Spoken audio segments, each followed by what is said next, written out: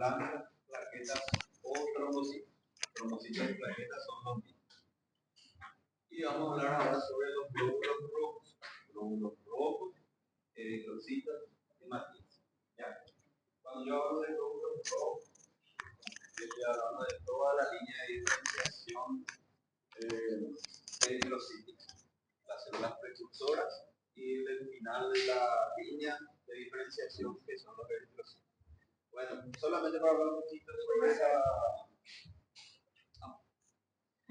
sobre cómo es el eritrocito. Bueno, son discos bicóncavos que tienen un volumen medio del eritrocito 90-95 picogramos. Las formas de los eritrocitos pueden cambiar mucho a medida que las células son exprimidas a través de los capilares. ¿Por qué coloqué eso? O que es importante saber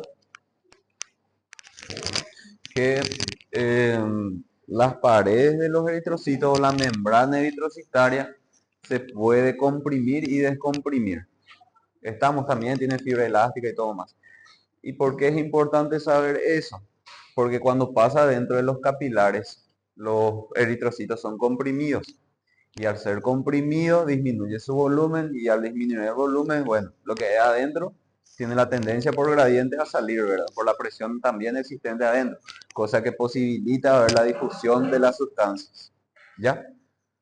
Repito, la importancia de que la membrana del eritrocito es maleable. ¿Por qué? Porque cuando pasa a puntos pequeños de la circulación, como los capilares, este puede exprimirse. ¿Está? Y bueno, cuando el eritrocito ya se queda viejo, ya no puede más hacer eso o pierde esa capacidad de tal forma que se rompe. Eso es cuando el eritrocito ya es viejo, vamos a hablar enseguida. Bueno, ¿cuáles son las funciones de los eritrocitos? Dos: transportar hemoglobina y amortiguador ácido básico. ¿Cuál es la función de la hemoglobina? Transportar oxígeno. Y después amortiguador ácido básico. En bioquímica van a hablar más, y en nefro vamos a hablar nosotros también sobre acidez y basicidad de la sangre. Nosotros tenemos un equilibrio en el cuerpo existente entre la concentración de los ácidos, por un lado, y la concentración de los básicos o alcalinos, de otro lado. ¿Por qué por qué está dada la basicidad o la alcalinidad de la sangre? Por la cantidad de OH que puede existir en la solución. OH sabemos que es un átomo de oxígeno que está unido a un átomo de hidrógeno. Como el oxígeno tiene dos lugares para unirse, bueno, se queda una carga negativa en ese OH. OH con carga negativa. Cuando hay un exceso de ese OH, bueno, le da una característica básica a la solución o al medio en donde está. ¿Ya? Básico o alcalino, que es lo contrario a lo ácido. Y bueno, por el otro lado o en el otro extremo tenemos un medio ácido. ¿Por qué están dadas las sustancias ácidas? Por la cantidad de protones de hidrógeno que puede haber en una solución. No sé si se recuerdan, en la tabla periódica, en el extremo superior izquierdo de la tabla periódica teníamos el átomo de hidrógeno, que tenía un protón y un electrón. Ese electrón se puede perder fácilmente o puede desprenderse del átomo de hidrógeno, dejándole solamente el protón. Y entonces, ¿qué pasa con ese átomo de hidrógeno o ese protón de hidrógeno? Le da características ácidas a una solución. Entonces, cuando en una literatura leen o encuentran protón o un protón o protones, se está refiriendo a átomos de hidrógeno sin la carga negativa del electrón. Y bueno, esa carga positiva del átomo de hidrógeno le da características ácidas al medio en donde está. Por un lado, entonces, tenemos la acidez causada por el hidrógeno o los átomos de hidrógeno. Y por el otro lado tenemos características básicas causadas por una molécula de OH. No va tanto por carga, sino por la concentración. O sea, es otro mecanismo, ¿verdad? Pero la carga positiva está dado por el núcleo del átomo de hidrógeno. Bueno, dicho de otra forma, nosotros tenemos un equilibrio en el cuerpo humano de ácido y básico. ¿Está? Cuando hay un exceso de ácidos o de protones de hidrógeno, le da al medio características ácidas. Cuando hay pocos protones de hidrógeno, le da al medio características básicas. O sea, lo que define no es tanto el OH, sino es el H, que es el átomo de hidrógeno. Por eso se inventó la escala para cuantificar o para evaluar el equilibrio entre ácido y básico en la sangre y se le denominó pH, H de hidrógeno. ¿Está? Que mide justamente la cantidad de protones de hidrógeno que puede haber en la sangre, porque el hidrógeno en sí le da las características ácidas a una solución, el H. Por eso pH. El pH normal va entre 7,35 a 7,45. Vamos a hablar más de eso, van a hablar luego ya en bioquímica y nosotros vamos a volver a hablar de eso en nefro, ¿sí? Pero bueno, hasta ahí llegamos. El pH 7,35, 7,45 es regulado entonces en el cuerpo humano para llegar en ese rango. ¿Y dónde se regula principalmente? En los glóbulos rojos. ¿Ya? Los glóbulos rojos tienen enzimas que se encargan de regular la cantidad de ácidos y de básicos en la sangre para mantener un equilibrio. ¿Se entiende? Bueno, hasta ahí llegamos en el amortiguador ácido básico. Más que eso tampoco hay mucho de qué hablar. Bueno, y transportar hemoglobina que ya dijimos, y la función de la hemoglobina es transportar oxígeno. Concentración de eritrocitos en la sangre. En los hombres sanos, el número medio de eritrocitos por milímetros cúbicos es de 5.200.000, más o menos 300.000. Y de las mujeres 4.700.000, más o menos 300.000. ¿Por qué hay más glóbulos rojos en hombres en comparación con las mujeres? ¿O por qué hay esa tendencia? Porque en el hombre hay más liberación de la testosterona. Y la testosterona promueve la hematopoiesis o promueve la neoproducción de nuevos eritrocitos.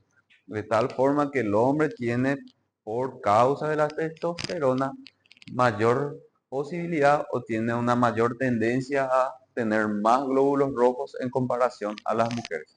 Más glóbulos rojos o un hematocrito más alto. ¿Ya? Y ahora vamos a entrar un poco en fisiopatología. Si el hombre tiene una tendencia a tener una sangre más viscosa por el aumento del hematocrito, quiere decir que el hombre tiene más tendencia a tener infartos o derrames. ¿Está? Obviamente cada caso es un caso, ¿verdad? No quiere decir que la mujer no puede tener estas patologías, ¿verdad? Pero la tendencia es ligeramente mayor en comparación al hombre con la mujer para este tipo de patologías. ¿Por qué? Por la testosterona. Bueno, no. La testosterona lo que provoca es una estimulación de la médula ósea para que aumente más la producción de glóbulos rojos. Entonces, el hombre tiene una tendencia a tener glóbulos rojos en mayor cantidad que las mujeres. Y si aumenta la cantidad de glóbulos rojos, aumenta el hematocrito. Y si aumenta el hematocrito se recuerdan que se regula o está asociado con la viscosidad. ¿Está? Entonces, si esta viscosidad aumentada o ligeramente aumentada se asocia a una dislipidemia, a un hábito sedentario, se van complicando las cosas. ¿Se entendió?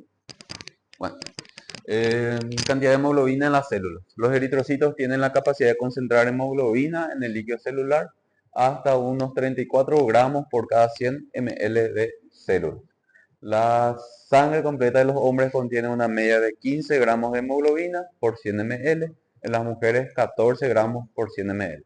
Cada gramo de hemoglobina es capaz de combinarse con 1,34 ml de oxígeno en un hombre normal para transportar un máximo de 20 ml de oxígeno, combinados con hemoglobina por cada 100 ml de sangre, y en una mujer normal 19 ml de oxígeno. Por lo que ya dijimos, producción de eritrocitos. ¿Dónde se produce? Bueno, antes del nacimiento, en las primeras semanas de vida, en el saco vitelino. En el segundo trimestre de gestación, hígado, vasos, ganglios linfáticos. Últimos meses de gestación, y tras el nacimiento, médula ósea o dentro de la médula ósea. Y acá tenemos un gráfico. Antes del nacimiento, después del nacimiento. Antes del nacimiento se produce en el saco vitelino, que es el que le cubre al bebé, en los primorios de la vida. Después, en el segundo trimestre, se produce principalmente en el hígado y vaso, ¿ya? Y en el tercer trimestre comienza a producirse más en la médula ósea. ¿En qué parte de la médula ósea? Tibia, fémur, costillas, esternón, vértebras, ¿ya? ¿Se recuerdan de láminas de histología del año pasado, donde ustedes veían la sustancia blanca y la sustancia roja de la médula ósea? Bueno, la médula ósea tiene sustancias blancas y sustancias rojas. Si yo veo sustancias rojas, estoy hablando de las células madre eritropoyéticas o las células madre que están presentes en la médula ósea. Con el paso de los años, esa sustancia roja va cambiando de conformación y se va cubriendo de tejido graso o va cambiando de composiciones celulares. De tal forma que llega un punto en donde la médula ósea que producía las tres líneas celulares dejan de producir y en su lugar es ocupado por grasa o tejido blanco como se ve en el microscopio óptico. ¿Cuándo pasa eso? ¿O dónde pasa eso? En la tibia y en el fémur principalmente, allá por los 20, 30 años. Lo que antes producía glóbulos rojos deja de producir dentro de la médula ósea, ¿verdad? Y eso se cambia por tejido adiposo o sustancia blanca. Pero lo que en toda la vida sigue produciendo glóbulos rojos son las vértebras, esternón y costillas. Por eso si yo quiero evaluar en un paciente adulto las células de diferenciación o las células madre o todo más, yo hago una punción de médula ósea justamente en estos lugares. La costilla es muy chico, ¿verdad? Y por la composición de la costilla, bueno, es muy difícil hacer una punción porque yo puedo llegar a romper la costilla, que no es difícil de romper, ¿verdad? Y bueno, ¿dónde yo suelo hacer? En el esternón, hago la punción de médula ósea o en las vértebras, específicamente en el sacrocoxis, acá, justamente acá en esta parte del sacro o en el esternón. ¿Cómo se hace la médula ósea? Bueno, van a ver más adelante, ¿verdad? Pero es algo muy mecánico.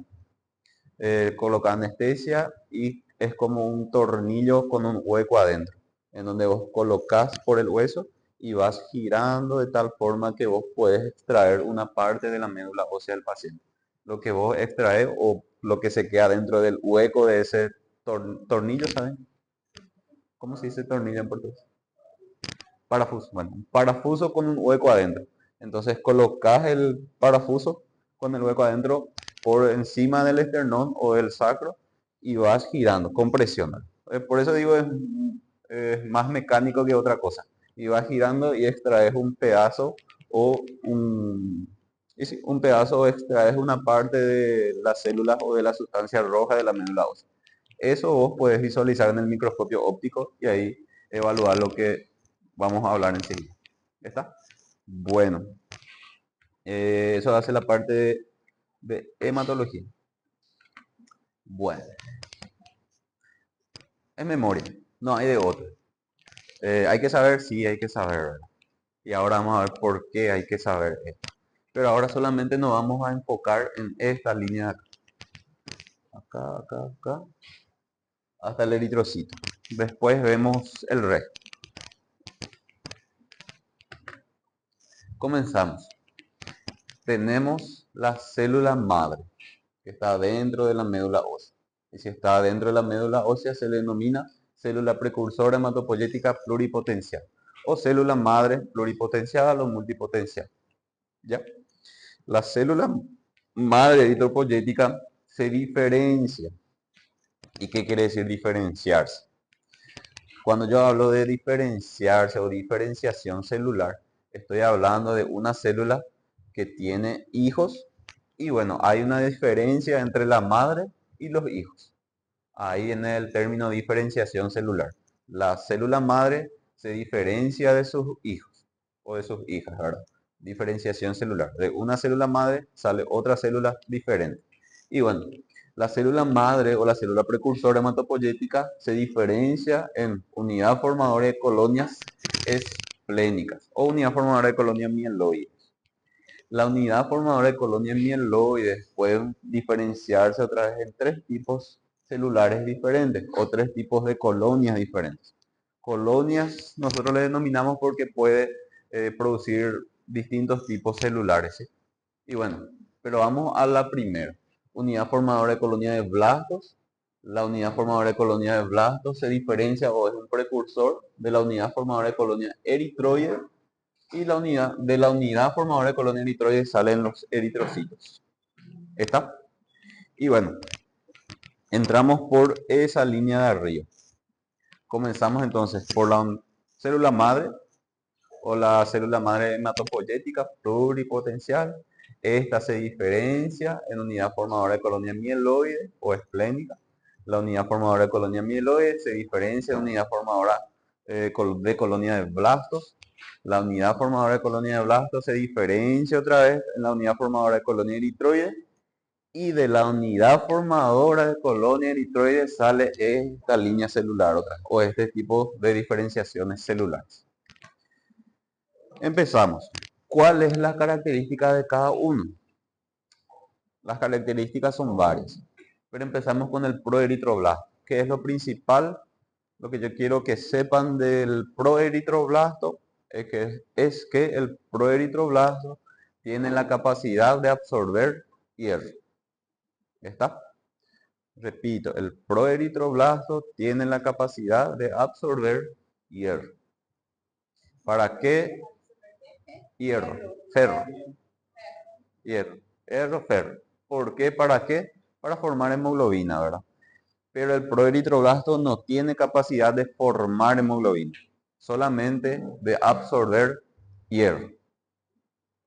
Y ahí el proeritroblasto se diferencia en otro tipo celular que es... ¿Perdón?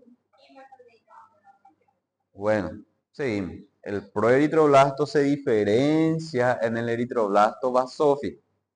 Y el eritroblasto basófilo es el que tiene la capacidad de comenzar a formar la hemoglobina, respondiendo a tu pregunta, ¿verdad? Entonces, el proeritroblasto absorbe hierro solamente. El proeritroblasto se diferencia en eritroblasto basófilo y el eritroblasto basófilo es el que tiene esa capacidad, ¿sí? La capacidad de formar hemoglobina. Ahora bien, el eritroblasto basófilo se diferencia otra vez en el eritroblasto policromatófilo. ¿Qué es lo que yo quiero que sepan del eritroblasto policromatófilo? Que el eritroblasto policromatófilo es el último dentro de la línea de diferenciación celular eritroide que tiene el potencial de mitosis. ¿Ya? Como yo me recuerdo, P con P. Potencial de mitosis con policromatófilo. ¿Está? Capaz les sirva para recordarse también a ustedes. P con P. Bueno, nosotros tenemos primero el proeritroblasto. ¿Ya? ¿Cuál es la característica del proeritroblasto? Absorbe hierro. Ahora bien, solamente puede absorber hierro. Del proeritroblasto se diferencia en eritroblasto basófilo. ¿Cuál es la característica del eritroblasto basófilo? Comienza a formar la hemoglobina. El eritroblasto basófilo se diferencia en eritroblasto policromatófilo. ¿Qué es lo característico del eritroblasto policromatófilo? Es el último dentro de la línea celular que tiene la capacidad de mitosis o potencial de mitosis. Como le dije, como yo me recuerdo, P con P. Policromatófilo de potencial de mitosis. Es el último que tiene la capacidad de dividirse o tener mitosis. ¿Estamos? Después del eritroblasto policromatófilo, estos se diferencian en un tipo celular más, que es el eritroblasto ortocromático. ¿Qué es lo característico del eritroblasto ortocromático? Lo importante, que expulsa el núcleo de su célula. Como ustedes saben, lo característico del eritrocito es que no tiene núcleo. Por eso al eritrocito o hematíes nosotros le podemos decir también célula fantasma. ¿Por qué célula fantasma? Porque no tiene núcleo, ¿verdad? Y bueno, ¿cuándo ocurre eso? Cuando se le expulsa al núcleo de la célula en la fase del eritroblasto ortocromático. ¿Ya? Una vez que se expulsa el núcleo en la fase del eritroblasto ortocromático, esta célula pasa de llamarse eritroblasto ortocromático a llamarse reticulocito. ¿Ya? Reticulocito. Y el reticulocito en sí ya es un eritrocito inmaduro. Ya pasa 2 a 7 días, comienza a salir de la médula ósea y ya se madura y bueno, ya es un eritrocito maduro. ¿Ya estamos? Entonces, así es la línea. Célula madre, hematopoyética, pluripotencial, se diferencia en unidad formadora de colonia mieloide o esplénica. La unidad formadora de colonia mieloide esplénica se diferencia en unidad formadora de colonia de blastos. La unidad formadora de colonia de blastos se diferencia en unidad formadora de colonia eritroide.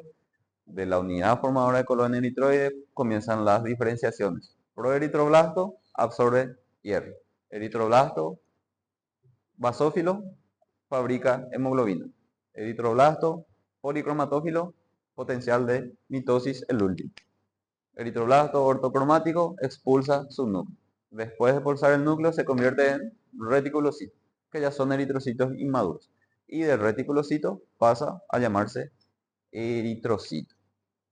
Bueno, a los precursores del eritrocito nosotros le podemos llamar blastos. ¿Ya?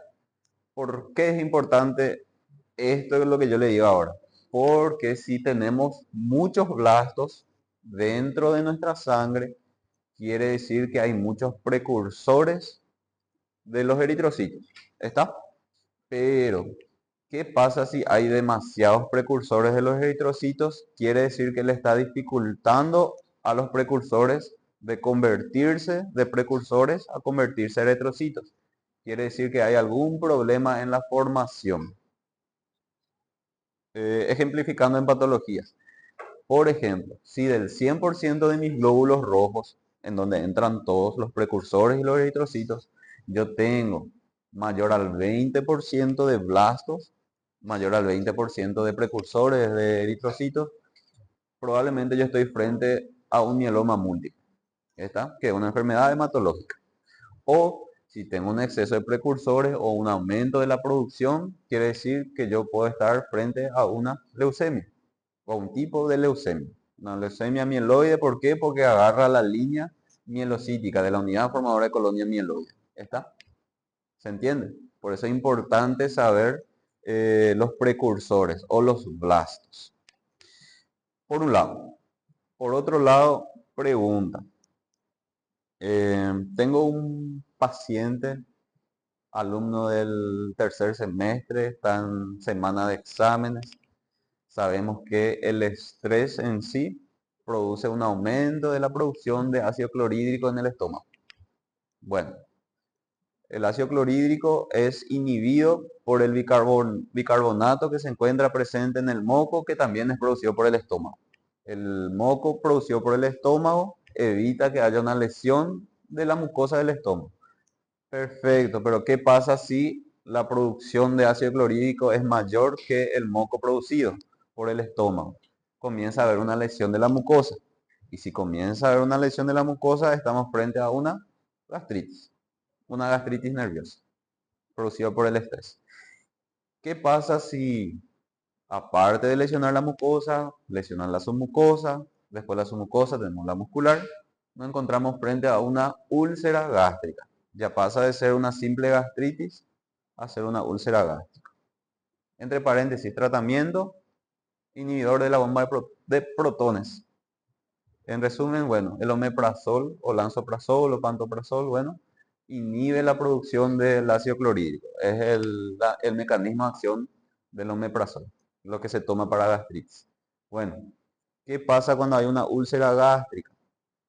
Si lesiona los vasos, comienza a haber un sangrado. Y bueno, la sangre se pierde o comienza a haber la hemorragia dentro del estómago, el estómago pasa al intestino, delgado, grueso y sale por las heces. Esa descomposición de la sangre tiñe las heces de un color negro. Y ahí entramos a un tipo de característica de las heces que se le llama melena, que son las heces negras. Si yo tengo un paciente que viene con dolor abdominal, con heces negras, está pálido, yo ya tengo 90% de mi diagnóstico. Yo sé que el paciente está perdiendo sangre en algún lugar del tubo digestivo que está saliendo por las heces. ¿Está? Estamos frente a una hemorragia digestiva, ¿Qué pasa ahora por qué asociamos eso con nuestra clase? Si yo tengo una hemorragia, quiere decir que mi hemoglobina y mi hematocrito van a estar bajos, ¿sí? Porque reduzco la cantidad de glóbulos rojos. Mi hematocrito va a estar bajo. Perfecto, mi hemoglobina y mi hematocrito bajo. Ahora bien, ¿qué va a hacer mi cuerpo para tratar de compensar esa anemia, verdad? Porque anemia yo le llamo cuando mi hemoglobina y mi hematocrito están disminuidos. Va a comenzar a aumentar la producción dentro de la médula ósea. Perfecto. Pregunta, ¿qué va a pasar con mi reticulocito? ¿Va a estar aumentado o va a estar disminuido? Aumentado por el aumento de la producción de la médula ósea de los precursores eritrocíticos. Perfecto, eso ocurre cuando hay una hemorragia. Pero, ¿qué pasa si yo tengo un problema dentro de mi médula ósea? Por un déficit nutricional o por una plasia medular o por algún tipo de leucemia.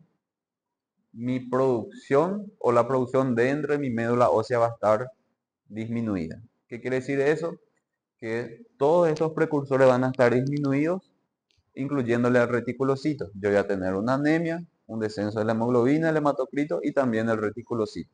Así yo puedo diferenciar solamente con mi hemograma o direccionarme hacia qué tipo de anemia puede ser. Porque el reticulocito se goza en los laboratorios, ¿ya? Y tiene sus características y su rango de referencia. Si yo encuentro mi reticulocito aumentado y mi hemoglobina hematocrito bajo, quiere decir que probablemente yo estoy teniendo una hemorragia en algún lugar. Pero si mi reticulocito está disminuido, mi hemoglobina y mi hematocrito está disminuido, quiere decir que el problema no está en una pérdida, sino un problema, o mi problema está en la producción de los eritrocitos. ¿Estamos? Bueno, repasando. Célula madre pluripotencial, hematopoyética. Se diferencia en unidad formadora de colonias esplénicas o unidad formadora de colonias mieloides. La unidad formadora de colonias mieloides se diferencia en unidad formadora de colonias de blastos. La unidad formadora de colonias de blastos se diferencia en unidad formadora de colonia eritroide. Y la unidad formadora de colonia eritroide se diferencia en proeritroblasto. El proeritroblasto se diferencia en eritroblasto basófilo. El eritroblasto basófilo se diferencia en eritroblasto policromatófilo. El policromatófilo se diferencia en ortocromático. El ortocromático se diferencia en reticulocito y el reticulocito se diferencia en eritrocito. 10. ¿Está? ¿Quién regula eso? La eritropoyetina. La oxigenación tisular es el regulador más importante de la producción de eritrocitos. La eritropoyetina estimula la producción de eritrocitos y su formación aumenta en respuesta a la hipoxia.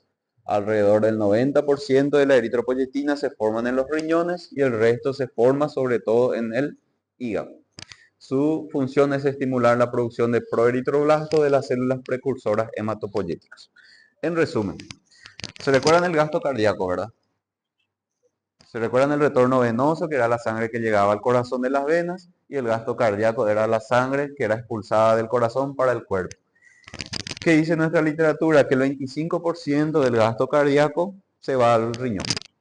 O sea que el riñón recibe mucha sangre. Recibe incluso más sangre de lo que necesita para su propia funcionalidad. ¿Por qué? Porque el riñón se encarga de filtrar, ¿verdad? ¿Qué pasa además de la filtración? ¿Qué más pasa en el riñón? El riñón percibe si el oxígeno está si la sangre, perdón, está con oxígeno bajo o alto. O hay una hipoxia o una alteración en la oxigenación de la sangre, ¿verdad? Y bueno, ¿qué pasa con la sangre con baja cantidad de oxígeno que llega en los riñones? El riñón percibe eso ¿Y qué pasa entonces? El riñón libera una hormona que se llama eritropoyetina, ¿ya? Y la eritropoyetina sale del riñón, viaja por la sangre y llega en la médula ósea. Y en la médula ósea la eritropoyetina estimula a el proeritroblasto y comienza todo el ciclo que vimos recién. ¿Está? Viene entonces la pregunta, ¿quién le estimula la producción de los eritrocitos? La respuesta es la eritropoyetina. ¿Y por qué se estimula la eritropoyetina? Por el aumento o las alteraciones de oxígeno que pueda haber dentro de la sangre. ¿Se entiende? Función ahora del hierro, ácido fólico y vitamina B12. Vamos a empezar con vitamina B12 y ácido fólico.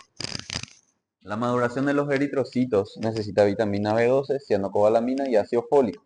Ambas son esenciales para la síntesis de ADN, porque cada una de ellas es necesaria de forma diferente para la formación de trifosfato-timidina, uno de los bloques esenciales del ADN. Así, la falta de vitamina B12 o de ácido fólico da lugar a un ADN anormal o reducido y en consecuencia que no se produzcan la maduración y división celular. ¿Qué quiere decir esto? ¿O qué quiere decirnos nuestro libro? Bueno, para la producción del, perdón, para la producción de, o la replicación del ADN, ¿se recuerdan las fases de, o lo que ocurría con, o lo que podía ocurrir con el ADN? Replicación, transcripción, traducción. Vamos a repasar un poco eso. ¿Qué era la replicación? Es la copia de todo el ADN, del 100% del ADN. ¿Cuándo ocurre la replicación? Cuando va a haber una mitosis. ¿Está? ¿Qué era la transcripción? Era transcribir fragmentos del código genético para fabricar una proteína, pero solamente fragmentos. Transcribir. Se transcribe dentro entran enzimas dentro del núcleo, transcribe una pequeña porción, sale con la información y le entrega a los ribosomas. O sea, se le entrega esa copia de ese segmento a los ribosomas. ¿Qué pasa dentro de los ribosomas? Ocurre la traducción. ¿Por qué traducción? Se traduce la información del código genético que está escrito en ácidos nucleicos, pasa a traducirse en codones. ¿Y qué o cuál es la función de los codones? Para, o estimula o ayuda para la producción de aminoácidos. ¿Está? Una combinación de codones forman o atraen ciertos tipos de aminoácidos para la formación de ciertos tipos de péptidos o proteínas. Replicación, transcripción, traducción. Perfecto. ¿Qué pasa cuando hay un déficit de ácido fólico y vitamina B12? Hay un problema en la replicación. ¿Por qué? Hace que se formen ADN defectuosos o con tamaño reducido. ¿Se recuerdan cuando va a haber una mitosis? Tenemos una célula normal con un tamaño normal. Antes de que tenga una mitosis, esta célula debe aumentar su tamaño, ¿sí? Aumenta de tamaño para que durante la mitosis se divida y las dos células hijas se queden otra vez con un tamaño normal. ¿Qué pasa en este caso? Llega un punto de la diferenciación celular en donde la célula también aumenta de tamaño, pero el núcleo tiene problema en la replicación y el núcleo es pequeño. De tal forma que la célula no se divide. La célula se queda estacionada con ese tamaño grande. Cuando hay déficit de ácido fólico y vitamina B12. Y llega a un punto de la diferenciación celular en donde no puede dividirse en dos y se queda con un tamaño grande. ¿En qué punto se recuerdan? Eritroblasto policromatófilo, que es el último que tiene el potencial de mitosis. Se impide eso, no ocurre la mitosis, la célula o el eritroblasto policromatófilo se queda con el tamaño grande, se diferencia después en el ortocromático, con el tamaño grande expulsa el núcleo, se convierte en un reticulocito, el reticulocito con un tamaño grande, el reticulocito madura en un eritrocito con un tamaño grande. ¿Qué pasa entonces? Como no hay mitosis, hay pocos glóbulos rojos, porque no ocurre la mitosis, ¿verdad? Por un lado. Y por otro lado, los eritrocitos se quedan con un tamaño más grande. En resumen, hay una disminución de la producción de eritrocitos, pero los eritrocitos que existen tienen tamaño grande. En resumen, es igual a un tipo de anemia megaloblástica o un tipo de anemia macrocítica. ¿Qué quiere decir eso? en el laboratorio. Tenemos una disminución de la hemoglobina hematocrito, perfecto, pero tenemos macrocitosis o células o eritrocitos grandes. ¿Ya? Es un tipo de anemia. ¿Y por qué está dado este tipo de anemia? Por el déficit de vitamina B12 y ácido fólico. ¿Cómo tratamos? Administración de ácido fólico y vitamina B12, principalmente con la alimentación, y se le da suplementos.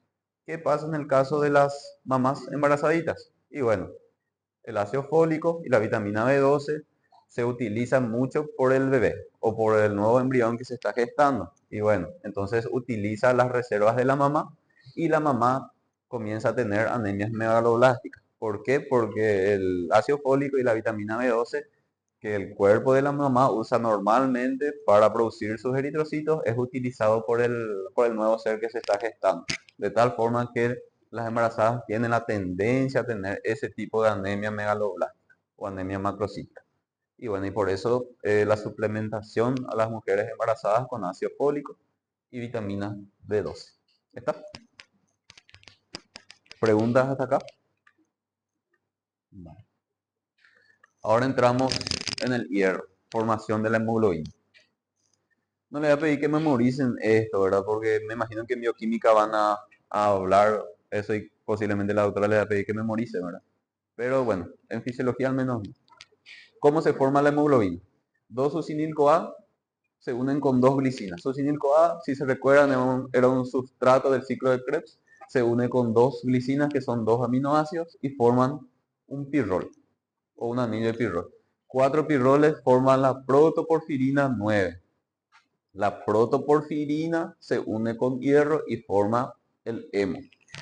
El hemo con un polipéptido, que si se recuerdan, polipéptido es un tipo de proteínas. ¿Se recuerdan cómo estaban conformadas las células? Cuatro sustancias fundamentales: carbohidratos, proteínas, ácidos nucleicos y ácidos grasos. Las proteínas, ¿por qué estaban conformadas? Por aminoácidos. Cuando los aminoácidos se unen, si tenemos pocos aminoácidos le llamamos péptidos. Si tenemos muchos aminoácidos le llamamos proteínas. En resumen, los péptidos son proteínas pequeñas o mini proteínas. Al final, los aminoácidos y los péptidos también son proteínas, ¿verdad? Pero se ayuda para diferenciar en cuanto a la composición química. Repitiendo, los péptidos son mini proteínas y cuando tenemos muchos aminoácidos se les denomina proteínas y pero los péptidos también son proteínas. ¿Está? Bueno, entonces, el hemo se une con una cadena de proteínas o polipéptidos y forma una cadena de hemoglobina, alfa o beta dependiendo de la conformación del polipéptido. Dos cadenas alfa y dos cadenas beta conforman la hemoglobina A, que es lo más frecuente en el ser humano. Hay variaciones ligeras en las diferentes subunidades de cadenas de hemoglobina, dependiendo de la composición en aminoácidos de la porción polipeptídica, ¿verdad? Los diferentes tipos de cadenas se denominan alfa, beta, gamma, delta. La forma más común de hemoglobina en el ser humano adulto, la hemoglobina A, es una combinación de dos cadenas alfa y dos cadenas beta. ¿Por qué es importante esto? Bueno, porque existen patologías en donde estas cadenas polipeptídicas o la cadena de globina, ¿verdad? Que es el que se une al grupo hemo para formar la hemoglobina, están alteradas.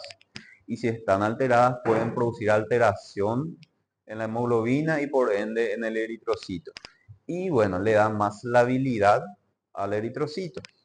Frente a qué podemos encontrarnos, lo más frecuente cuando hay alteración en la cadena de globina, de la hemoglobina, en talasemias, que es un tipo de enfermedad en donde la membrana del eritrocito es más débil y se puede romper muy fácilmente o se puede destruir. Entonces la capacidad de transportar oxígeno de los glóbulos rojos es muy baja, ¿sí? Eso ocurre ¿por qué? Porque hay un problema justamente en la cadena de globina de la hemoglobina. ¿Perdón? No entendí.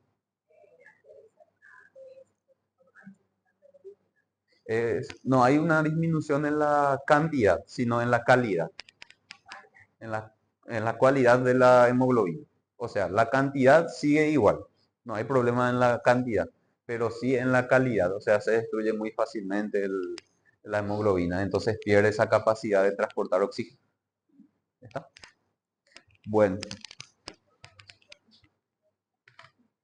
debido a que cada cadena de hemoglobina tiene un grupo protésico que contiene un átomo de hierro, y debido a que hay 4 cadenas de hemoglobina en cada molécula de hemoglobina, encontramos 4 átomos de hierro en cada molécula de hemoglobina. Cada uno de ellos se une mediante enlaces débiles a una molécula de oxígeno, lo que supone un total de 4 moléculas de oxígeno u 8 átomos de oxígeno que puede transportar cada molécula de hemoglobina.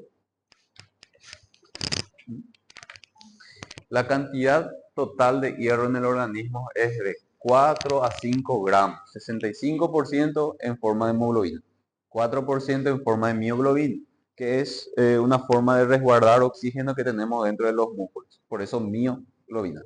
1% de diversos compuestos del hemo que favorecen la oxidación intracelular, 0.1% combinado con una proteína transferrina en el plasma sanguíneo.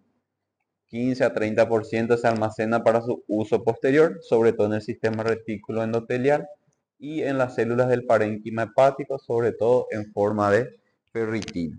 Vamos a hablar un poquitito ahora de eso. Bueno, transporte y almacenamiento de hierro. Y terminamos acá un poquitito y después continuamos a la noche, a la tarde. Cuando el hierro se absorbe en el intestino delgado, se combina con la apotransferrina, que es una enzima, para formar transferrina, que después se transporta al plasma o en la sangre. El hierro se deposita para su uso principalmente en la médula ósea o se almacena en el hígado, en el citoplasma celular del hígado o de los hepatocitos, ¿verdad? El hierro se combina dentro de los hepatocitos con la apoferritina para formar ferritina, hierro de depósito. Bueno, nosotros tenemos dos enzimas. Una se llama ferritina y la otra se llama transferrina. Ambos son producidos por los hepatocitos. Son dos hermanos, la ferritina y la transferrina. Solo que son dos hermanos diferentes, con caracteres diferentes. La ferritina es el hermano que es más casero. ¿Está? No le gusta salir de la casa. Quiere quedarse dentro del hepatocito. ¿Está? Esa es la ferritina. Y el otro hermano, que es la transferrina, es el hermano que no quiere quedarse dentro de la casa. Quiere salir fuera de la casa y la casa es el hepatocito. Tenemos dos hermanos, la transferrina y la ferritina. La transferrina es el hermano que quiere salir de la casa para recorrer en la sangre. Y la ferritina es el hermano que no le gusta salir, el hermano más casero, se queda preso dentro de la casa o dentro del hepatocito. ¿Cuál es la función de ellos? La transferrina, al ser sintetizado por el hepatocito, sale del hepatocito, recorre en la sangre o recorre dentro o es expulsado por la bilis y llega al tubo digestivo, por la sangre, por los capilares o dentro de las bilis, dentro del tubo digestivo, ¿verdad? Mezclado con la comida. ¿Cuál es la función de la transferrina? Se une a moléculas de hierro. Cuando la transferrina no está unido a moléculas de hierro, se le llama apotransferrina. Solamente es una palabra que se le agrega a la transferrina y a la ferritina cuando no están unidas a moléculas de hierro. Repito, la ferritina y la transferrina son sintetizadas por los hepatocitos. Ya. La ferritina se queda en el hepatocito, la transferrina sale del hepatocito. ¿Ya? La transferrina es el hermano que no quiere quedarse en la casa y sale fuera del hepatocito. Cuando la transferrina no está unido a hierro, se le llama apotransferrina. ¿Ya? La transferrina, ¿cuál es la función o cuál es la función de la transferrina? Su nombre ya dice. Trans de transporte. Transporta hierro. ¿Ya? ¿Cuál es la función de la transferrina? Transporte de hierro o de ferro. ¿Dónde sale o por dónde sale la transferrina? Puede salir por la sangre, recorrer por la sangre o también mezclado a la bilis. Y la bilis ayuda a la degradación de la comida que pasa dentro de la luz del intestino. Cuando la transferrina no está unida a moléculas de hierro, se le llama apotransferrina. Empezamos entonces, la transferrina fue sintetizada por el hepatocito, le gusta salir de la casa, recorre por la sangre o por la bilis. En el intestino delgado, bueno, se une con molécula de hierro. En vez de ser apotransferrina, una vez unida con el hierro, se le llama transferrina. Función, transportar hierro. La transferrina ya dentro de los capilares comienzan a recorrer dentro de la sangre y cuando está dentro de la sangre tiene dos destinos, dependiendo de quién le llame. Si yo necesito aumentar la producción de los eritrocitos, ¿en dónde voy a depositar mi hierro? En la médula ósea. Entonces, mi transferrina sale del intestino o de los capilares intestinales y viaja hasta la médula ósea para entregarle mi hierro, adivinen a quién, al proeritroblasto. Porque se recuerdan que la función del proeritroblasto era absorber hierro. Repito, la transferrina, ¿cuál es la función? Transportar hierro. Sale del hepatocito porque es el hermano que no quiere quedarse dentro de la casa. Llega al intestino y absorbe hierro. Sin hierro se llama apotransferrina. Con hierro, transferrina. Una vez unida a una molécula de hierro, comienza a viajar. Y puede viajar principalmente en dos lugares. En la médula ósea, para entregarle su hierro al proeritroblasto, para que el proeritroblasto se diferencie en eritroblasto basófilo, para que comience a fabricar hemoglobina. Perfecto. Pero si mi médula ósea no necesita hierro, ¿en dónde lleva el hierro? La transferrina. Se va otra vez al hígado, vuelve otra vez a la casa. Bueno, entra dentro del citoplasma y ¿a quién le encuentra la transferrina? A su hermano, que es la ferritina que nunca salió de la casa. La ferritina sin hierro se llama también apoferritina. ¿Y qué ocurre cuando se encuentran los dos hermanos? Ellos hacen un intercambio. La transferrina que está unido al hierro le entrega el hierro a su hermano, a la ferritina, que en principio era apoferritina porque no tenía hierro, ahora unido al hierro se llama ferritina. La apotransferrina que agarró hierro del intestino vuelve a la casa, al hepatocito, se encuentra con su hermano y le entrega el hierro a su hermano. Y bueno, la ferritina o la apoferritina que estaba sin hierro ahora pasa a llamarse ferritina. ¿Y cuál es la función de la ferritina? Almacenar hierro. Y se queda ahí la ferritina feliz con su hierro dentro de la casa.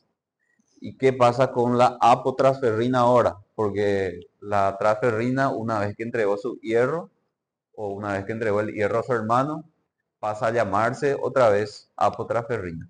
Y bueno, la apotransferrina sabemos que no quiere quedarse dentro de la casa. Y la apotransferrina vuelve a salir otra vez para buscar más hierro. ¿Está?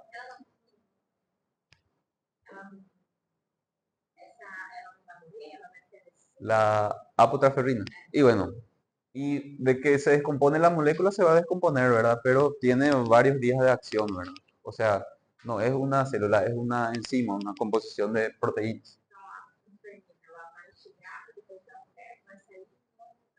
Y es el mismo ciclo como dijiste, ¿verdad? Ese es el ciclo de la transferrina, entre absorber hierro, entregarle a la ferritina o absorber hierro y entregarle a la médula ósea. Y va circulando en la sangre. Y bueno, y ese sería el hierro de depósito. Ahora bien, ¿perdón? No, el hierro se une con la ferritina dentro de la célula y se queda ahí, el hierro. ¿Y qué pasa almacenado? Pero ¿qué pasa si de repente yo tengo un déficit de hierro en la sangre porque no estoy consumiendo alimentos con hierro. Ahí vuelve a actuar otra vez la transferrina. ¿Por qué? Porque la médula ósea, específicamente el proeritroblasto, agarra su WhatsApp, le llama a la transferrina y le avisa a la transferrina que está necesitando hierro. ¿Y qué hace la transferrina? Uno, vuelve a aumentar su absorción de hierro en el intestino, pero si no hay hierro en el intestino, ¿qué hace? Vuelve a la casa, se encuentra con su hermano, con la ferritina, y le pide el hierro a la ferritina. ¿Qué hace la ferritina? Que el hierro de depósito le vuelve a entregar su hierro a la transferrina, y la transferrina sale del hepatocito y se va y le entrega el hierro al proeritroblasto en la médula ósea. Parece mucha trabalengua. Por eso no sé si estoy hablando muy rápido o se me entiende. ¿Estoy hablando muy rápido? ¿No? Bueno. Ahora sí voy a hablar rápido. Tenemos entonces dos hermanos, la ferritina y la transferrina. Ambos son sintetizados por el hígado, solo que la transferrina se queda, sale del hepatocito y la ferritina se queda dentro del hepatocito. ¿Cuál es la función de la transferrina? Transportar hierro. ¿Dónde se dirige para conseguir absorber hierro? En el intestino delgado. Puede viajar por la sangre también o puede viajar a través de la bilis en la luz del tubo digestivo. ¿Qué ocurre en el tubo digestivo? La apotransferrina, que es la transferrina sin el hierro, se une con una molécula de hierro y pasa a llamarse transferrina. La transferrina llega a entrar dentro de los capilares, entra dentro de la circulación mayor, menor y todo más. ¿Y dónde se dirige? Se puede dirigir en dos lugares, en la médula ósea o en el hígado. En la médula ósea, ¿quién le entrega su hierro? Al proeritroblasto, para que el proeritroblasto siga con sus diferenciaciones celulares. Si no necesita el proeritroblasto hierro, se dirige al hígado, donde se va en el hígado, entra otra vez dentro de su casa y se encuentra con su hermano, que es la ferritina. La ferritina, cuando no está unido al hierro, se le llama apoferritina. Llegan a encontrarse los dos hermanos, la apotransferrina le entrega su hierro a la transferrina le entrega su hierro a la apoferritina y la apoferritina pasa a llamarse ferritina. Y la transferrina pasa otra vez a llamarse apotransferrina. ¿Qué pasa con la apotransferrina? Vuelve a salir de la casa y va a seguir otra vez el ciclo. ¿Qué pasa con la ferritina? Almacena el hierro. ¿Ya? En el hipotético caso ahora que hay un déficit de hierro en la sangre, comienza a utilizarse el hierro de depósito del hígado. ¿Qué quiere decir eso? La médula ósea le avisa a la apotransferrina que necesita de hierro para hacerle trabajar al proeritroblasto. ¿Qué hace la apotransferina? Vuelve a entrar otra vez en la casa, le quita otra vez el hierro a su hermano, a la ferritina, y la ferritina pasa a llamarse otra vez apoferritina. La apotransferrina ahora pasa otra vez a llamarse transferrina. La transferrina unida al hierro sale otra vez con el hierro que le quitó a su hermano y entra en la médula ósea y le entrega su hierro al proeritroblasto para que el eritroblasto comience la producción de eritrocitos. ¿Está? El ciclo de la transferrina y la ferritina es eso. Si nosotros tenemos un déficit de hierro, podemos hacerle un dosaje a nuestro paciente de ambas enzimas, tanto de la transferrina como de la ferritina.